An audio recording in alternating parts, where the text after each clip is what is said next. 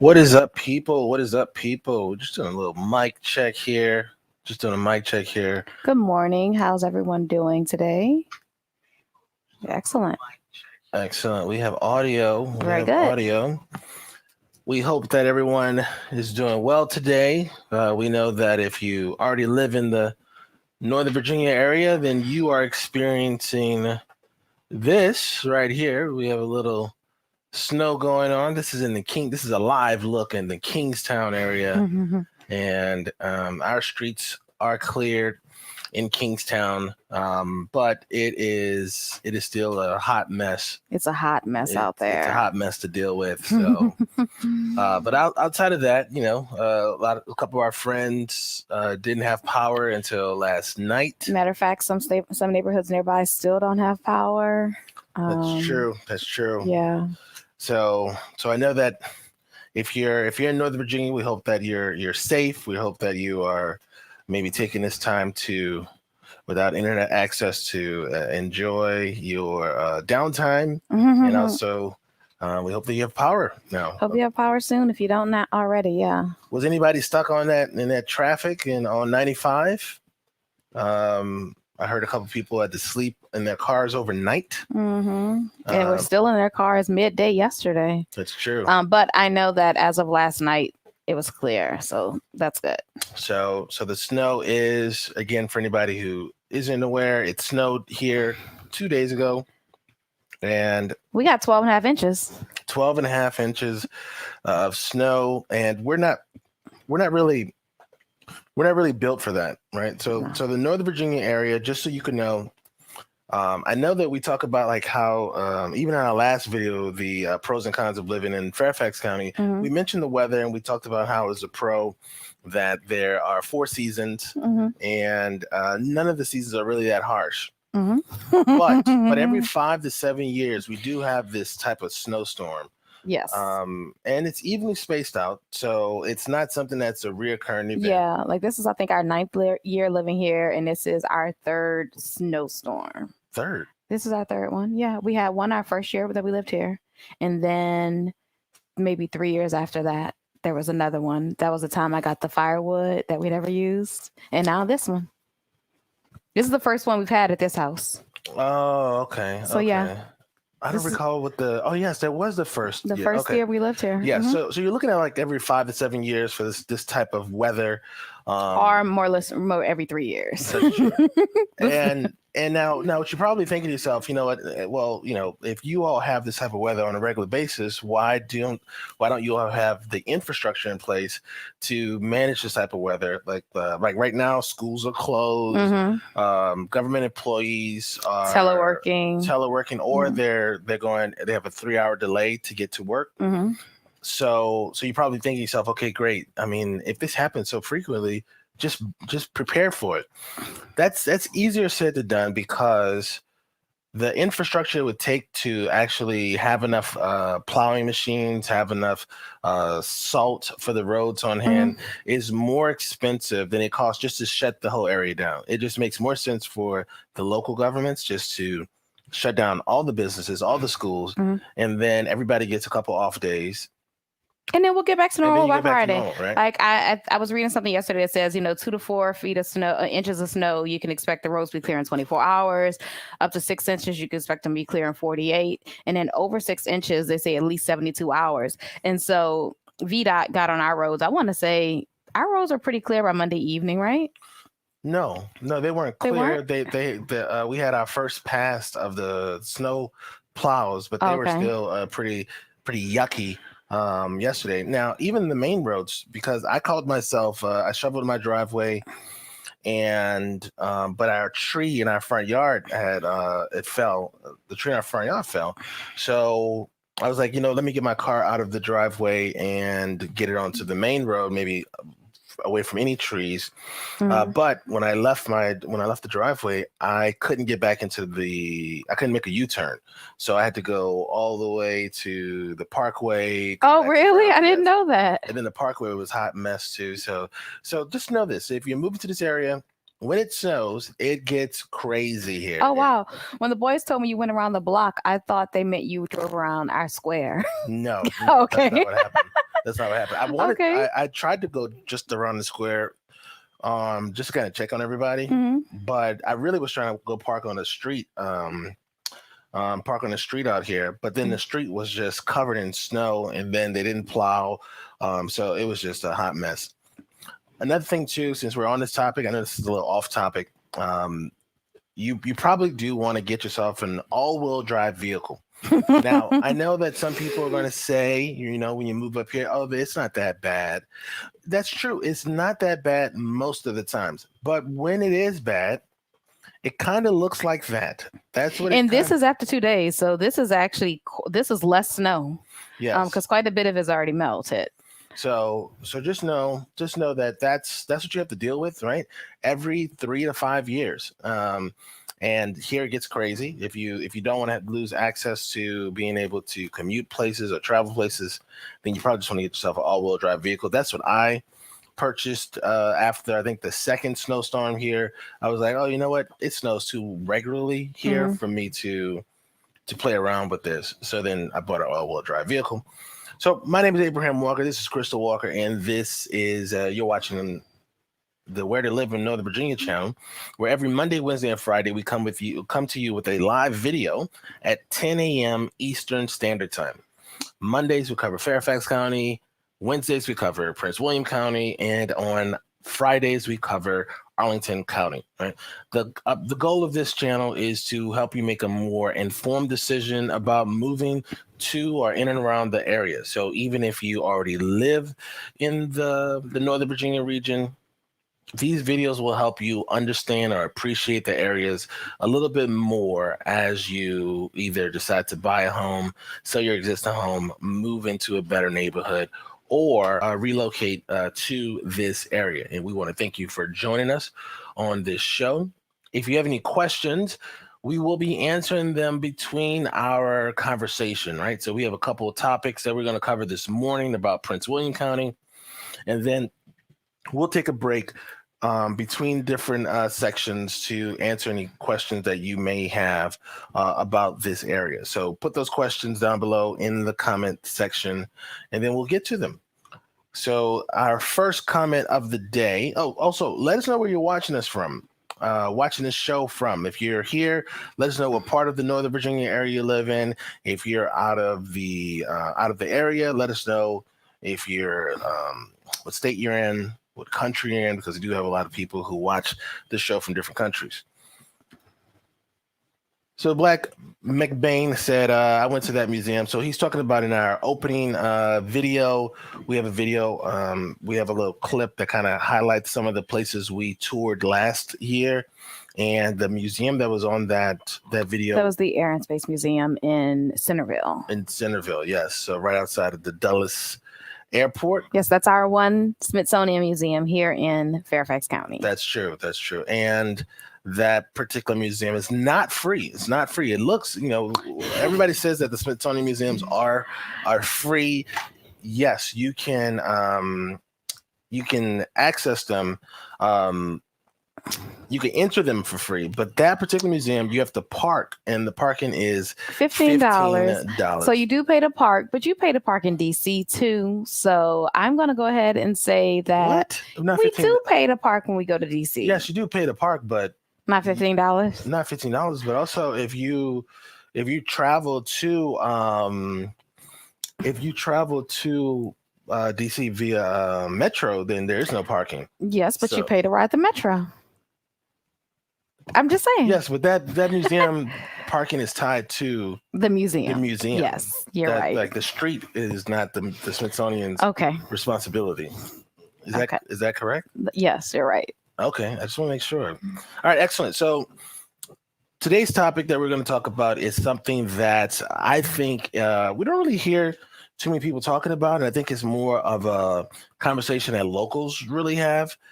And I've never really heard it phrased this way, but just give you an aside. I posted on Nextdoor about how it's interesting that in our neighborhood, we live in Kingstown, a great community.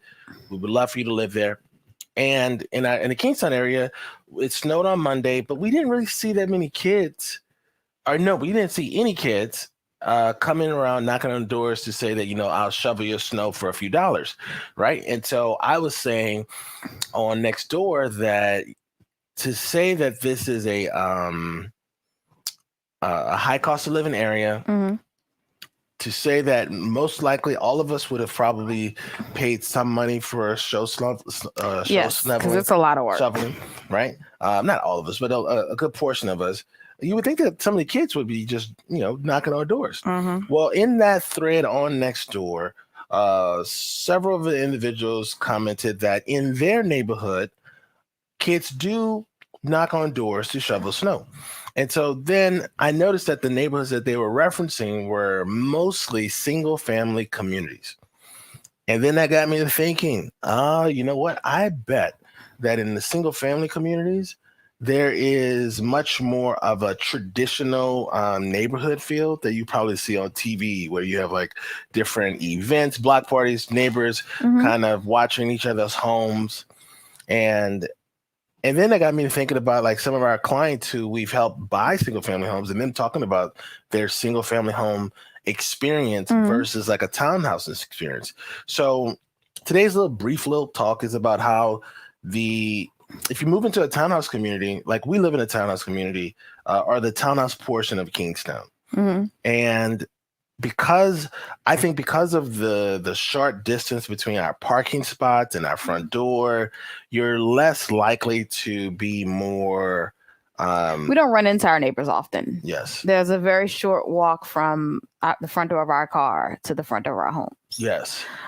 So we don't have as many opportunities, whereas in larger single family communities, if you don't park in your garage, you may have a little bit more of a trek.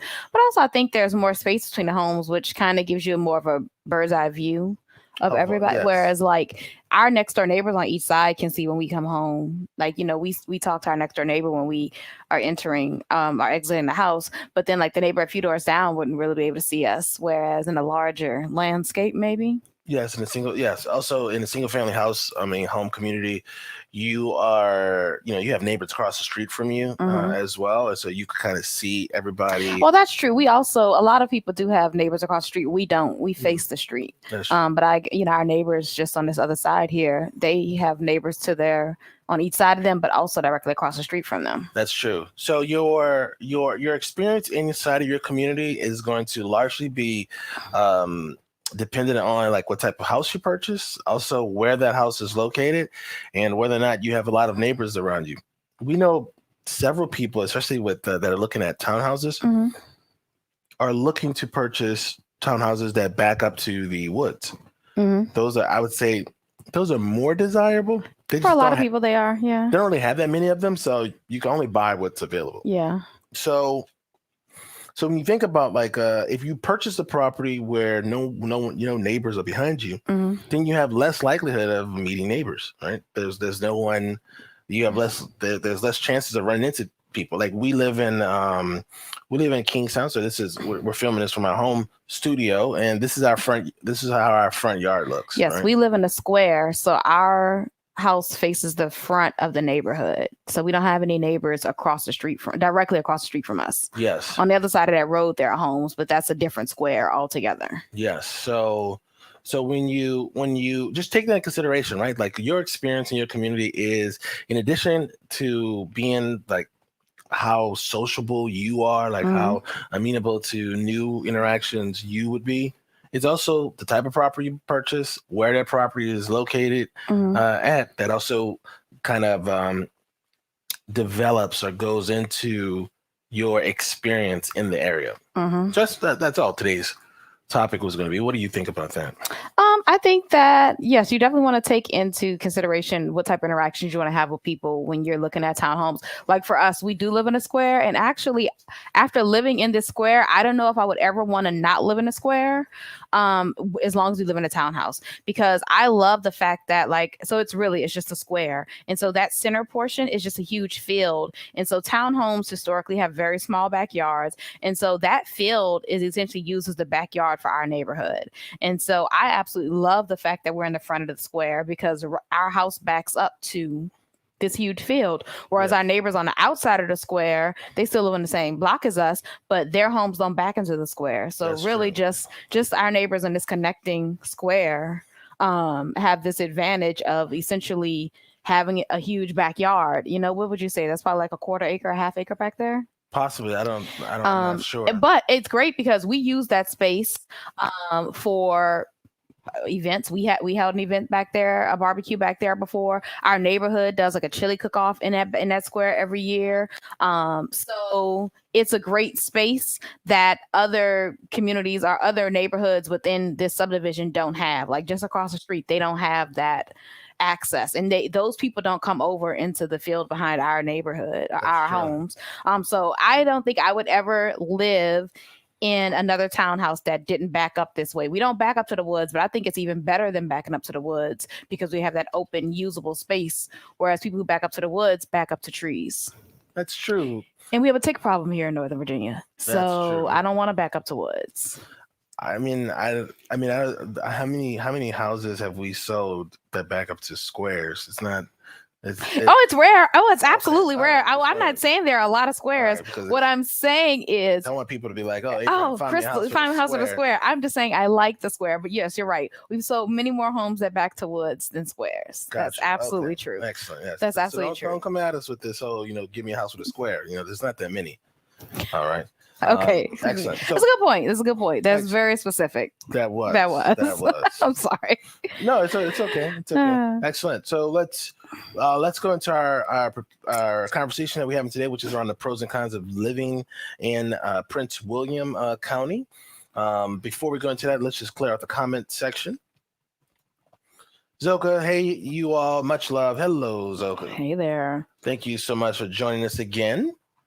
All right, so now we're talking about Prince William County today, as far as like pros and cons. Again, we every other day, I guess, Monday, Wednesday, and Friday, we cover a different section of the region. Mm-hmm. This is to give you a kind of idea of what it's like to live in the different parts, right? And depending on your budget is really going to determine like if you're a Prince William County person, if you're a Fairfax County person, if you're Arlington persons, right? So giving you the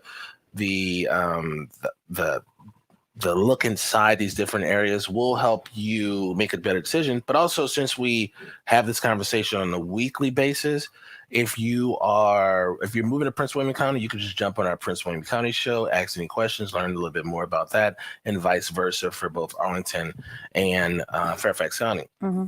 One of the first pros I want to talk about with the Prince William County area is the fact that there are some employment opportunities in Prince William County, but really they're more or less tied to the region, mm-hmm. because 70% of the individuals who live in Prince William County commute to work outside of Prince William County, right? Mm-hmm. So really the work that's available in the whole DMV area is more or less accessible to you.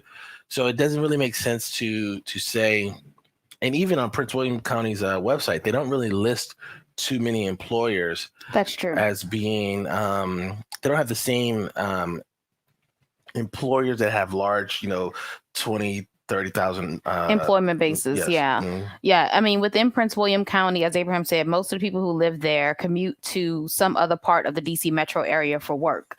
And so that means that there are a few people who work within Prince William County, and the biggest employers within Prince William County are just going to be Prince William County itself. Yes. Like between the county and the public school, those are two of the biggest employers within Prince William County. Outside of that is really more small businesses. And so you are going to see a lot of people working outside of the area. And that just means that Prince William is a true bedroom community. You're going to live there, and we're going to go over the reasons you might want to live there. But chances are you're not going to work in that same area. That's true. Now, I would say one of the cons to this feature is that you're not going to have like the ability to, commute to work very quickly, right? Mm-hmm. Unless you work at Quantico. I mean, they don't list Quantico as being one of the employers Well, they say the DOD is really what Oh, it says. And so, gotcha. and that's going to be all the three-letter O, it's FBI, Yes. CIA. That's all in the surrounding area.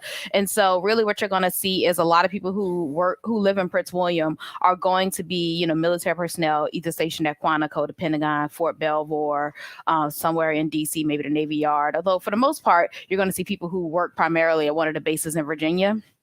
But then you're also going to see people who work in Reston or maybe the Dulles Tech Corridor, people who work at one of the there are 17 Fortune 500 companies in the DC metro area. And so maybe people who work for one of those many companies who are the biggest employers in the area. So you're not going to really see too many people who work in Prince William County, but there are still so many employment opportunities if you're willing to commute. That's true. Because so many people from Prince William County commute up to the employment bases, the median household income in Prince William County is still much higher than the median household income for the national population, right? So you're looking at $107,000 for your median household income, and that's $30,000 less than Fairfax County, but you are able to have more buying power in the Prince William County area. So that's our first pro / con. Well, the con that goes hand in hand with that 70% of Prince William County residents commuting is going to be traffic. And Prince William has no shortage of traffic. There is consistently traffic in Prince William throughout the day. So if you're going to be commuting to one of those employment hubs, chances are you're going to be going either up 95 or 66. Right. 66 is going to run through Western Prince William. So think about that Bristol, Gainesville area, and Haymarket, everything to the west of Manassas. And then you have 95, which is really what you're going to see people who live in Dumfries or Woodbridge. And Woodbridge has the most transactions in the area. And so really you're going to see a lot of people commuting into the general DC metro area, outside of Northern Virginia, into Fairfax County, into Arlington, on into DC. And so that is a huge con because you really can't get around the traffic. We have all day traffic here in Northern Virginia. That's true. And just to give you kind of idea of what Crystal's referring to.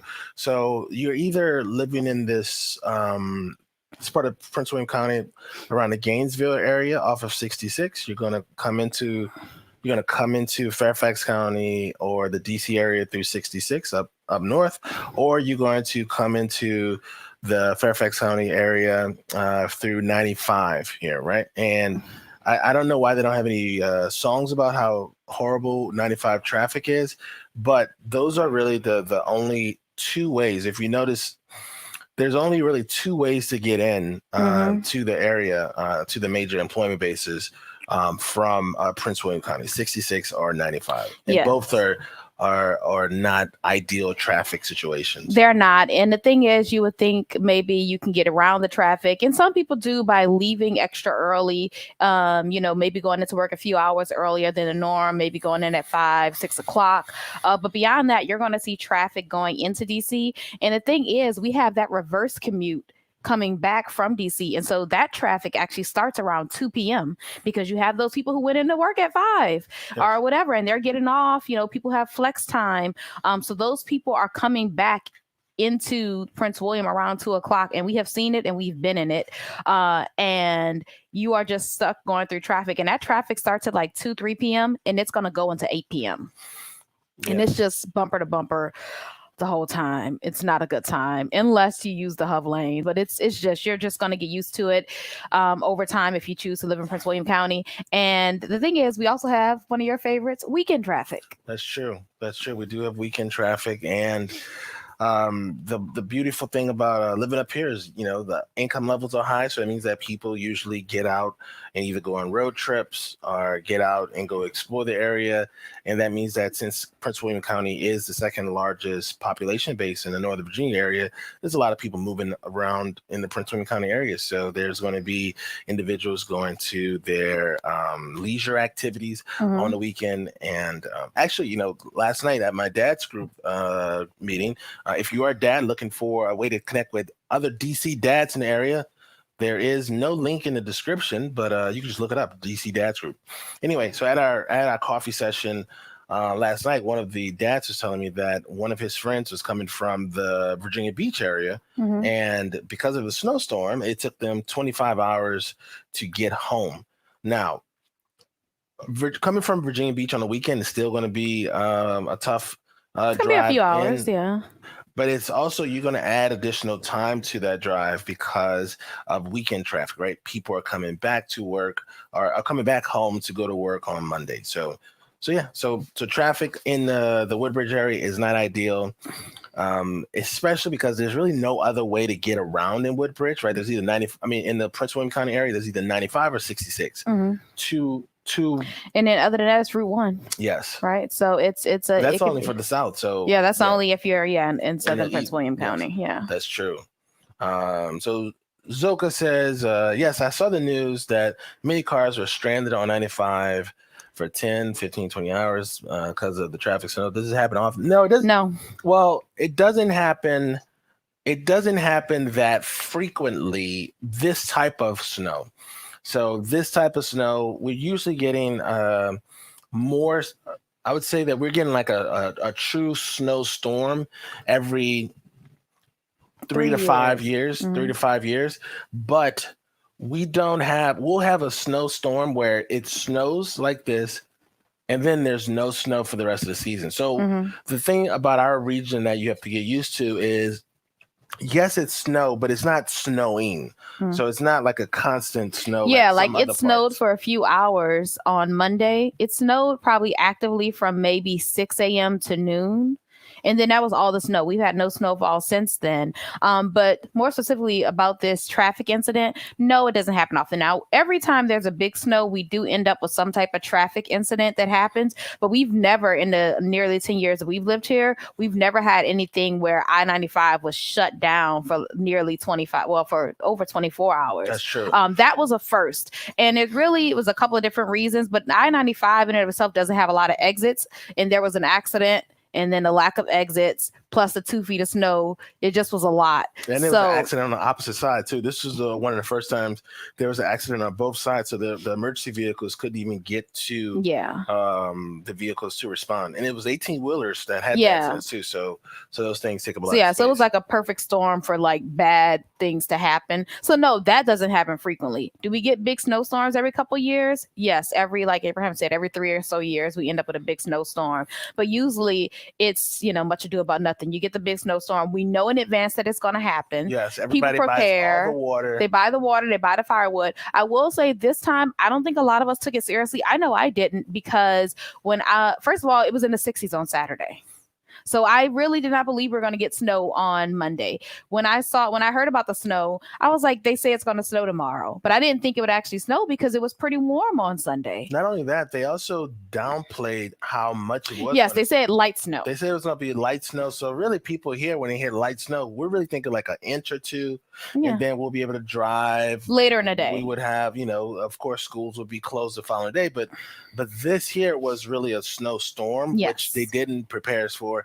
If they would have said it was going to be a snowstorm, most of the people on 95 wouldn't have been on 95. Exactly. Everybody would have been hunkering down, because that's just what people do here, because we're not used to driving in the snow. It's such a transient area, so people aren't used to it. And then on top of that, not even just the news not preparing us or the government not preparing us, I checked my weather app on Sunday night and it said light snow. That's true. So I just think that it was just out of nowhere. It was more snow, and the forecast could have changed overnight. But when I checked midday Sunday, it said light snow. Yeah. So no, it doesn't happen that often, Zoka. Continue to come up here. You're going to be fine. You're going to be fine. Just get a coat. That's it. All-wheel drive and a shovel. You'll be good. That's it. Continue to ask your questions too. Just like with Zoka, we'll answer your questions in between our different talking points. We have a bot in the audience. Hello, bot. Thank you so much for joining us again. We hope that the Zion community is still intact. That's a Matrix reference for my Matrix fans. All right. So our next pro is going to be proximity. As Abraham said, people like to travel on the weekends here. So you'll see that traffic because people are still driving different places. And so we are in close proximity when you're in Prince William County. You're going to be close to a lot of different things. You have 3 major cities within driving distance, and that's going to be, of course, DC. But also you have Baltimore, Philadelphia. I mean, you could honestly, New York is drivable from Prince William. It's a little bit longer. It's closer to a 5-hour commute. Right. A commute. It's closer to a 5-hour drive. Right. But I would say that most people say that's doable. Maybe not for a day trip, but definitely if you just wanted to get away for a few days. I mean, we're not even doing day trips. 4 hours. I mean, that's Well, 8 hours. Yeah, so I'm saying it's 8-hour not a trip. day trip, but it's it's within driving It distance. is yes. You could definitely make a weekend. A weekend out of it. Going to the New York City. Yeah, and so Baltimore, like I said, is like an hour and a half. You're looking at 2.5, 3 hours to get to Philly. And on top of that, Shenandoah Mountains are just 45 minutes from Prince William County. That's true. Depending on where you're starting from, of course, but 45-minute drive to the Shenandoah Mountains or Shenandoah National Park. Virginia Beach is 3 hours to the south.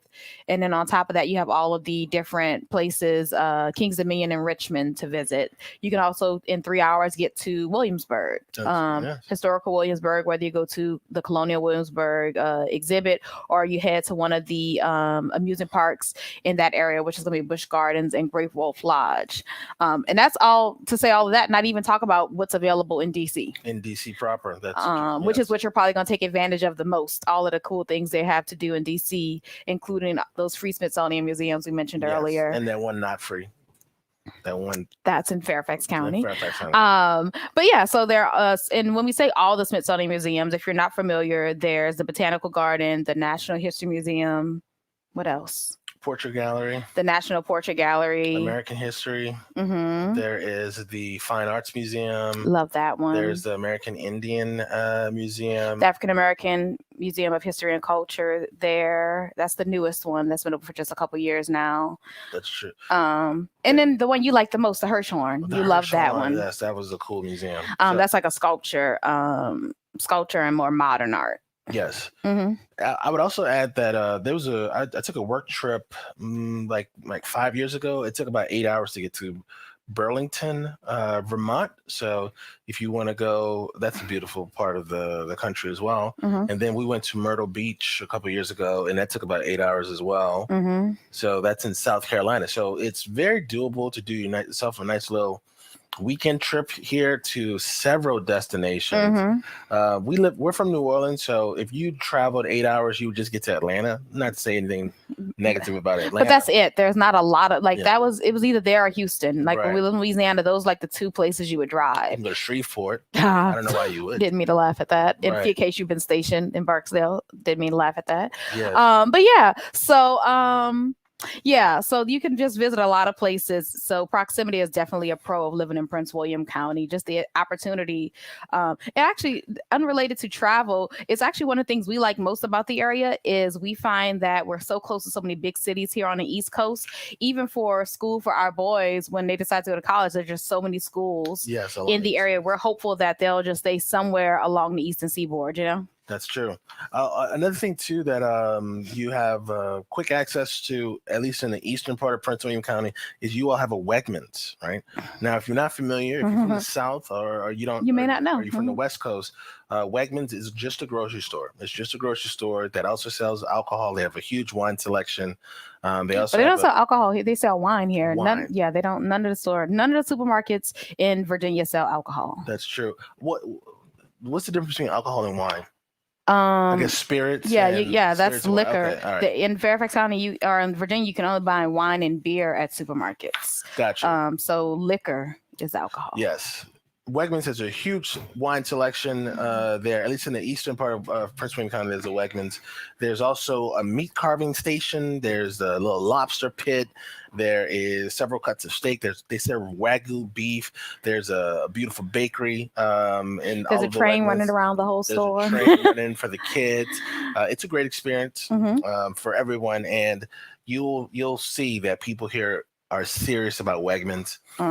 Like I said, it's just a grocery store. but not to everybody. To some people, it's a wonderful experience.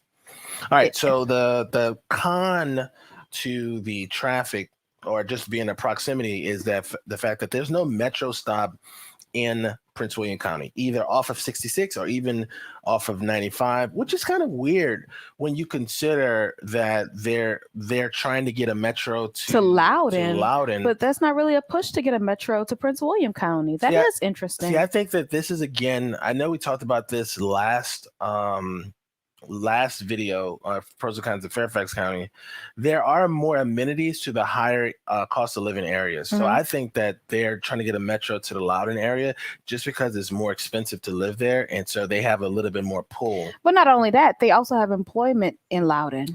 Prince William doesn't have employment. That's true. That's Loudoun has all those data centers. They have the data centers. I think that it's a combination of those things. People live in Loudoun. They have tech centers. They have tech hubs there too. So exactly. Yes. I mean, Amazon has buildings out there. I mean, there's a lot of employment opportunity in Loudoun, and they don't have that in Prince William County. So I think that's the difference. But now what's weird about that conversation, even if you make that argument that the reason why there's no metro going to Prince William County is because there's no employment bases in Prince William County, there's still people that live in Prince William County. Yes, but what I'm saying is you would have people coming and going. In Loudoun, you would have people leaving Loudoun to get into Reston. It'd be a one-way to work. Commute. Yes, exactly. So you'd have people going both ways in Loudoun. In Prince William County, all you would do is have traffic in the mornings, people going into the cities, and in the evenings, people coming back. But in the mornings, there'll be nobody in those trains going in the opposite direction. This is just an aside. I'd be curious. I bet that's how this area is too. I mean, we live in Kingstown. We're at the end of the blue line. I bet that there aren't that many people traveling to this area on the blue line, which now it still supports your point that it doesn't make sense to extend the blue line to the Woodbridge area even further. Okay, excellent. So there's no metro. So if you wanted to get to a metro stop, you could drive in off of 66 to get to the nearest, I believe it's a Silver Line. But you probably wouldn't want to get off the interstate to then get into the metro, especially it'll be just such a hassle. So I mean, there are the express buses, the omnibus, so that's one option that's going to stop at several employment hubs. And then you also have the VRE. So there is a VRE in Bristol. It's part of the Manassas line, right? And then you have the Manassas station and also the Woodbridge station. So you have the VRE. And when she said Woodbridge, that's the 95. So think of the VREs as coming off of 95, which is going to be that eastern part, and then the second VRE is coming off of 66. Yeah, and so those, I mean, that's pretty much it for public transportation, though. So that's why it's a con. A lot of people in the area rely on the metro, and if you're going to live in Prince William County, that's really not going to be a convenient option for you. That makes sense. I can see that. All right, Zoka says, does it flood in Prince William and Fairfax County? Those areas are so large that there are parts of the county that floods. And we have a lot of elevation changes throughout the county. So we're not necessarily rolling hills, but it is hilly. Yes. So you're not going to have as much of a challenge finding a property that doesn't have any flooding issues. So great question, though. I appreciate that. We should probably do a video about the different elevation, also about why you should get flood insurance and the sort. So thanks for that question. Keep the questions coming. All right. So the next pro is going to be affordable housing. You can get a lot more house for less money in Prince William County than in any other part of Northern Virginia. And when I speak of Northern Virginia, I mean Loudoun, Prince William, Fairfax County, Arlington, and Alexandria. Like when you talk about that general Northern Virginia area, you're going to save the most money or find the most affordable. I won't say cheap because living in Northern Virginia isn't cheap by any stretch of the imagination. No matter where you are. But it's going to be more affordable. Right. The median sales price in Prince William County is going to be $460,000, and that is significantly less than any other part of Northern Virginia. It is. You also have more. In addition to getting more house for your money, you also get more space for your money as well. So if you're buying a single family house in Prince William County, you could still get a large backyard or a sizable backyard. Now, it's not going to be large compared to Texas or the West or the Midwest, but it is a sizable backyard for the Northern Virginia area.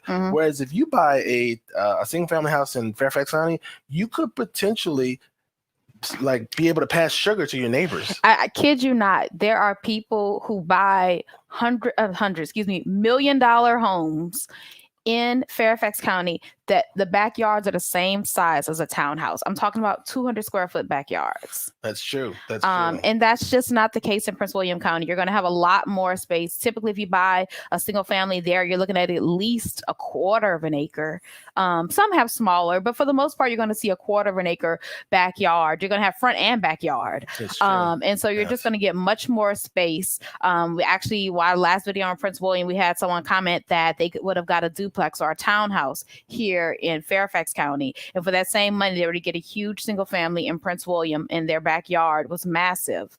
And so you're just not going to have that. Your dollar is not going to stretch as far in other parts of Northern Virginia. So that is a huge pro for Prince William County. Yeah, it is. It is. So if you're looking for a way to stretch your budget, and maybe you have a larger family, or maybe you have a lot of artwork, or maybe you have a couple Pelotons, or that tonal machine that LeBron James used, Prince William County is going to afford you the opportunity to buy I guess, a traditional size house that you would think you would purchase for $500,000, $600,000, $700,000. That's true. I think that, but I want to point out that that's not the only pro. It's not just that you can get a bigger house. You could also just get a townhouse for significantly less than you would pay in other parts of Northern Virginia. So for some people, it's going to be about the space. If you're unfamiliar with living here, you're not used to townhome living, you don't want to share walls, then Prince William County may be great for you because you can find a larger single family home with the backyard space.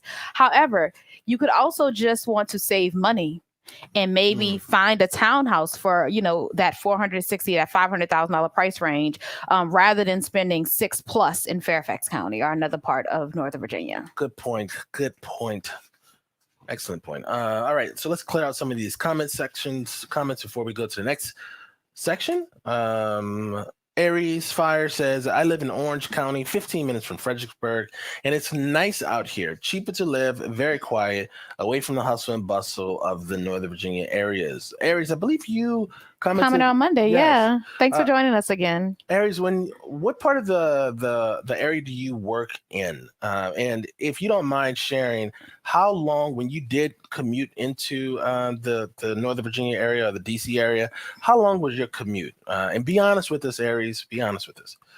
All right. Aries also commented, I just bought a townhouse out here, $250,000 with garage, backyard, and deck, big island kitchen. Yeah, you can't get that anywhere in Northern deal. Virginia. Not even Prince William County. And just to give y'all an idea of where Aries is talking about.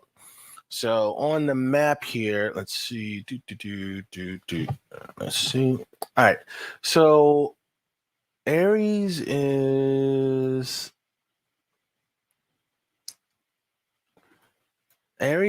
Fredericksburg is sorry. There you go. Fredericksburg is right here. So if we do directions to, let's see, the Pentagon. If we do directions to the Pentagon, let's see, Pentagon building. This is the drive-in, or this is essentially how long it would take you to get to the Northern Virginia, and that's at this time of day. That would change substantially if we were to update that to say, you want to travel at 8 or 9 in the morning. Yeah. But like Aries said, this affords her the opportunity to buy a $250,000 townhome. Now she does have a longer than traditional commute. Probably if she is traveling into the city, she could probably get on the VRE and not necessarily have to worry about the stress of driving. But you still have a hour and a half long VRE ride. So it's not and then you got to think to yourself that this is just one way. So that means you're 3 to 4 hours every day. So this becomes a little bit challenging for anybody, right? So. All right, so Aries says, I used to live in Falls Church. Oh, let's get that. And her commute was, she used to live in Falls Church, and the commute was 20 minutes from DC. Oh, excellent. Okay, that makes sense. That makes sense. And now it's about an hour and a half commute from Orange County to Pentagon. Okay, excellent. Yeah, so like you said, about 3 hours round trip. 3 hours round trip. Excellent. Aries, do you take the VRE or do you drive in? I'd be curious to know if you're using the VRE. Excellent. So, all right, now we're going to get down to our last con, and that is going to be the weather. that's true. And I have to tell you guys, This stuff right here. so if you've seen our pros and cons video about Fairfax County, I actually had the commute, or excuse me, the weather as, is it a pro or is it a con? Like, I wasn't sure if I really viewed it as a con, and a lot of people do, because I love the 4 seasons, right? Right. But this winter, this shutdown, the way things completely shut down this week, I have to make it a con. I just think that even though it's rare, it's not a mild inconvenience. It's a rather serious inconvenience. We know people who've been without power for the last 36 hours. That's true. And that's so rare. It is absolutely rare. Yeah. But I'm not saying it's a reason not to move to the area. I'm just saying it's a negative. Okay. I could see that. I think the other 3 seasons are a pro. Yes. Well, I don't think that summer's a pro. I think summer. You think summer's a con too? Well, I think that summer to some people will be a con just because it's so humid here and it's hot. So it's hot and humid here. I mean, but let's be honest. You're most likely not moving to this area because of the weather, right? Like people move to Florida and California for the weather, right? So the reason why you're moving here is not because of that. The reason why you moved here is most likely because we have great jobs. We have great jobs. We have a strong economy, and you're not going to have to worry about any job insecurities. You're not going to have to worry about even if you lost your job, you could still find another employer in the area. So that's why most people absolutely. And even when it does snow, most people are just teleworking today. That's true. I could say that's actually one of the things that, as far as like even with the pandemic, a lot of people here were just able to telework because they already teleworked 1 day a week or 2 days a week. Yep. So for a lot of people, it was just more of that. Right. So it wasn't even an adjustment. Even Ari Sire said she teleworks, so she doesn't have to drive into DC frequently. She mentioned that in her comment a few days ago, was that she teleworks, so she doesn't have that commute from Fredericksburg to DC. And so I think that's a pro because people here have the opportunity to telework. But I still think that the winter weather can be a con because of the fact that we have this snow that can unexpectedly shut stuff down. So I think maybe it's the same. It's the same as the other video, which is it a pro or is it a con? Yes. Which spring is beautiful. Autumn is awesome. But the winter kind of sucks sometimes. But only sometimes, because kid you not, some years we might just get like maybe an inch the whole winter. Like we don't get a lot of snow some years. And then I think that it's just the timing of this snowfall. Yes. May have colored my opinion a little bit. I would say that the snow gives you an opportunity to wear those fancy snow boots. Also, your kids get to go sledding. Our kids went sledding yesterday, so I may pull up that video as well. When do you get to sled? I mean, yeah, that was pretty cool. Was pretty cool. Also, the snow here, it rarely snows. If it snows, it does this. Maybe it'll snow one more time this year, or maybe 2 more times. Right? Let's say it snows. We'll probably get 2 more snows, but they won't, because we know we're getting more snow later this week. Right. But we probably won't have anything like this again this year. So let's say that next couple years. Let's say it snows again. Let's say it snows for 2 more times. That's 3 snow events, right? That last maybe a week each. And then what? We know that this is how it doesn't really snow here that often, or this isn't that much of an inconvenience. The schools rarely use all their snow days. That's true. How many snow days do they usually get? I think there are 11 in the school year. Okay. And they rarely use all of them. Matter of fact, only our very first year here did they use all the snow days. So this is great evidence. That was, yes. Our very first year here, Abraham. When Abraham II was in kindergarten, they used all their snow days, and we actually had to extend the school year by, I think, 2 days. Yes. But that's only happened one time. And again, we've been here for nearly 9 years. So, or 9 years, excuse me. So yeah, so you're right. I am right. You're right. There you go. It's a rare occurrence. I am right. Well, it's a No. rare. No. I meant the snow is a rare occurrence. I wasn't saying you're rarely right. Yeah. That too. But yeah. Excellent. I want to get to this comment here from Zoka. Wait, let's clear out the other comments. Oh, I'm sorry. I thought that was the last one. All right. Ari says that, just to continue the conversation, Ari says that she drives in from the Orange County area, and then she's also said she's working from home most of the time. And then Zoka says, between Prince William County and Fairfax County, what neighborhood keep electricity during storms? So what I want to say about that is, so we actually lost our power Monday shortly after our live stream. We lost power, but only for a couple of hours. Like, our power was out for like 3 hours, I think. That was the first time we've lost power ever. And so I don't know, and we don't really have the data as far as what other places go through, but that was the very first time since we've lived here that we have not had power. And other parts of the community didn't have power for like several hours, or like I said, some people just got their power restored yesterday in the morning or in the evening, but we've never really experienced that before. Yes, I would also say, Zoka, that it's gonna depend on what area. How the wiring is brought into the community. So in our community in Kingstown, our wiring is buried underground. So we don't have to worry about trees and snow down in power lines. Right. So I think that was one of the reasons why our particular community received power so quickly, or got power back so quickly. So if you do live in an area that has power lines running through it, then those power lines are a risk to the elements, right? And so I think that I don't know if we can even find data on which areas kept electricity, but that's something we could look into. We'll see if we can find that information. I'll see if we can find information about the power lines, because I know a lot of Prince William has those same type of power lines, the underground power lines. So I mean, for the most part in Fairfax County, I don't think we have as many issues with it, or not Fairfax, not Northern Virginia, as many issues, because at least in Fairfax and Prince William, we have those underground lines. I think maybe in some older areas, maybe like Arlington and Alexandria, you might see more of those traditional power lines. Mount Vernon. Okay.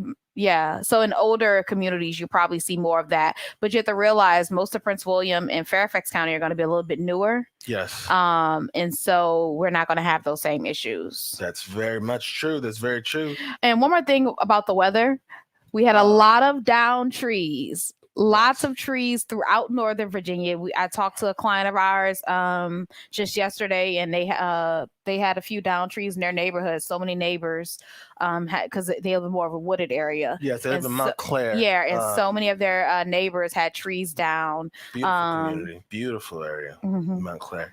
Excellent. That's good. So I think that is it for today's show. We got you all here almost a little bit after 11, so we're doing a little bit better with this timing. We want to thank you all so much for joining us on today's show. If you are ready to move to the next phase of the home buying process, the home selling process, there's a link in the description to the Perfect Home Questionnaire. Fill out that questionnaire, and then we will schedule a time for you to meet with us via Zoom, and we'll answer any questions that you may have and talk to you about the next steps. On Friday, we're going to talk about the pros and cons of living in Arlington County. So stay tuned for that episode. If you have any questions for us, leave them in the comment section. And we appreciate you watching the show. Anything else you want to say to close out? That's it. We look forward to hearing from you guys and hope you join us on Friday. Excellent. Peace.